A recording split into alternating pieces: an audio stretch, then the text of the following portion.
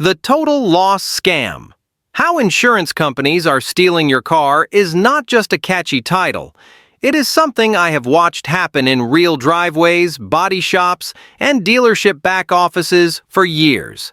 I remember standing in a customer's driveway staring at a perfectly drivable sedan with a cracked bumper and a bent trunk latch, while the owner held his phone in disbelief because the insurance adjuster had just declared it a total loss.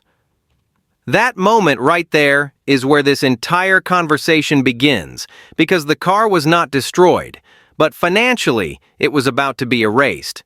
This episode is built for you to listen to while you are driving, wrenching in the garage, knocking out errands, or just trying to unwind after a long day. So take it in however it fits into your life.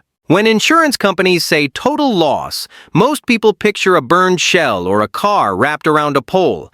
That is not what total loss actually means. Total loss is a math decision, not a mechanical one.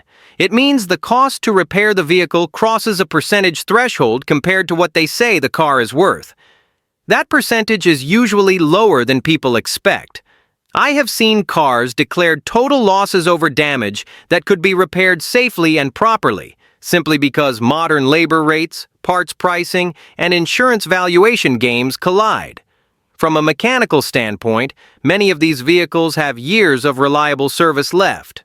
From an insurance standpoint, they become inconvenient assets. One driveway job still sticks with me. I was replacing a cooling fan assembly on a compact SUV that had been lightly rear-ended. The owner was a single mom who depended on that vehicle for work. Insurance told her it was a total loss due to structural repair estimates. Yet I was standing there with the car running, cooling properly, no warning lights, no drivability issues. The damage was cosmetic and minor alignment work. She was confused, stressed, and felt powerless. What she did not realize was that the insurance company was comparing inflated repair estimates against a valuation that quietly ignored real market prices. Behind the scenes, insurance companies use valuation systems that pull comparable vehicles which often do not truly match yours. Different trim levels, higher mileage, fewer options, or cars from weaker markets get used to establish value. On paper, it looks scientific. In practice, it quietly lowers the payout. I saw this constantly during my time working with dealerships, where trade-in values magically dropped the moment an insurance report entered the conversation. The same car could be worth thousands more on a dealer lot than on an insurance settlement sheet. That gap is where the money disappears. Another story comes from an auction lane.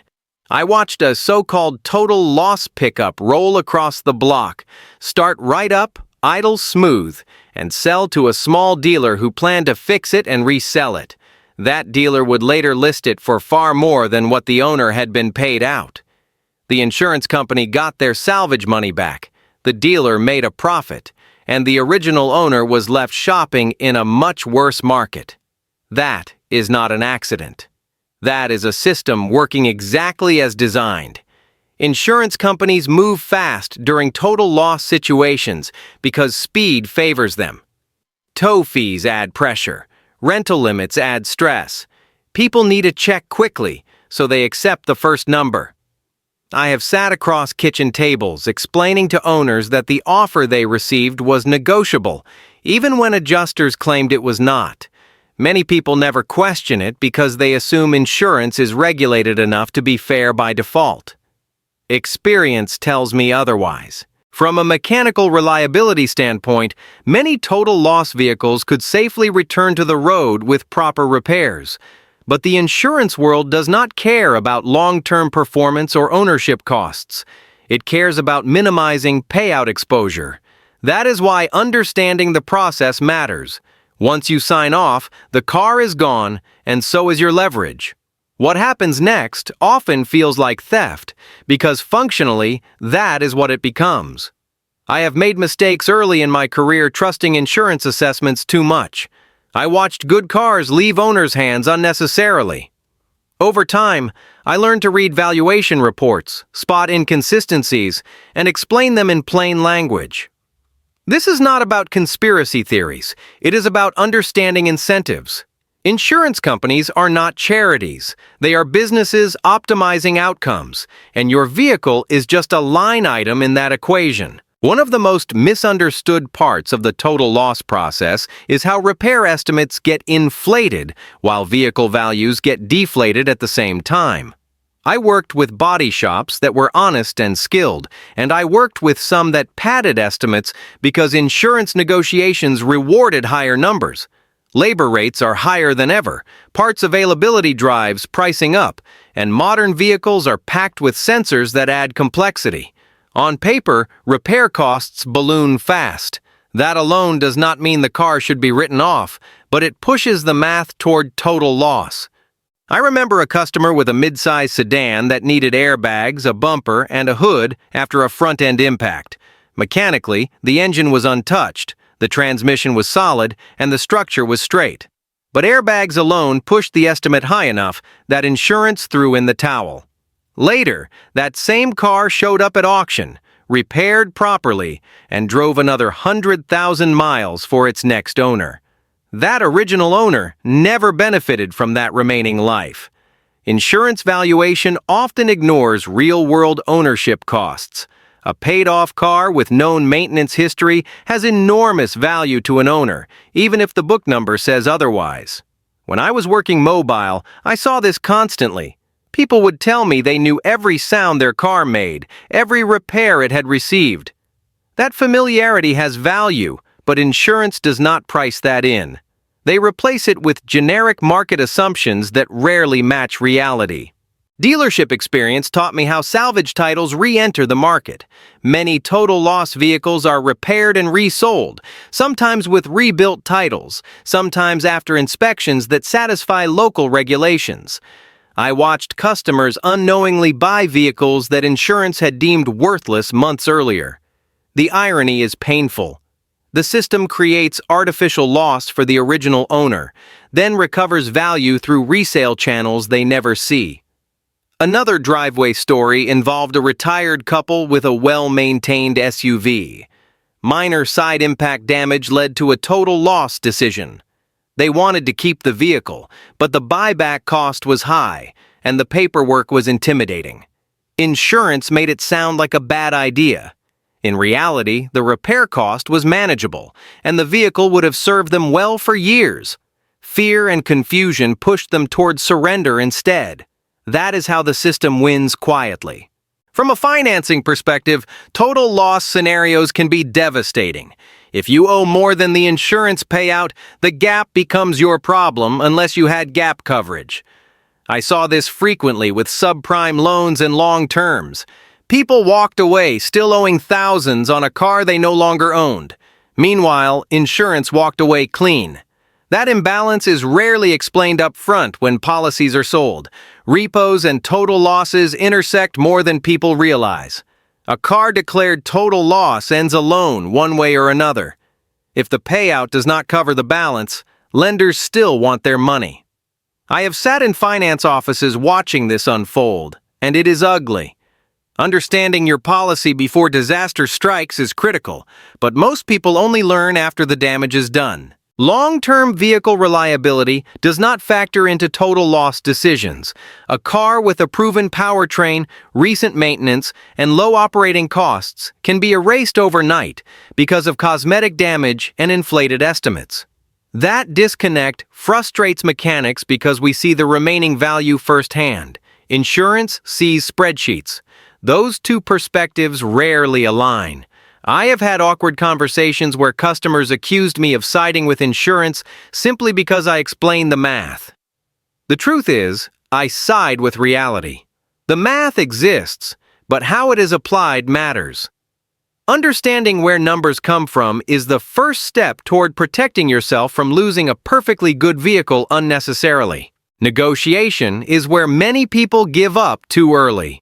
Insurance adjusters often present offers as final even when they are not. I have coached customers through reviewing valuation reports line by line, comparing trim levels, mileage, and options. Small discrepancies add up. A missing package or misrepresented condition can mean thousands of dollars. When owners push back calmly with facts, numbers often move. One customer I helped had proof of recent major maintenance. Timing components, suspension work, and tires had all been replaced within months. Insurance initially ignored that. Once documented, the valuation improved. It did not make the process pleasant, but it made it fairer. This is where experience matters. Knowing what affects value gives you leverage. I have seen people accept buyback options and repair their vehicles successfully. This path is not for everyone. It requires patience, good repair planning, and an understanding of inspection requirements. But for some, it preserves ownership and long-term reliability at a lower cost than replacing the vehicle. Insurance rarely explains this clearly because it complicates their workflow. Auctions tell the real story.